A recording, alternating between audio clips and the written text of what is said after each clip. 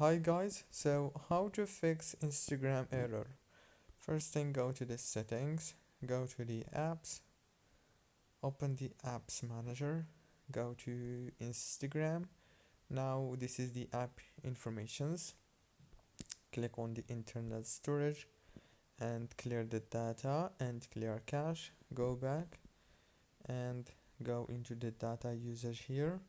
Make sure that all these options are enabled. Go back into the settings on your phone, click on wireless and networks, go to the Wi-Fi, disable it for 5 seconds, and after that enable it, and then go back, open the Play Store, search for Instagram and update it. The problem must be solved.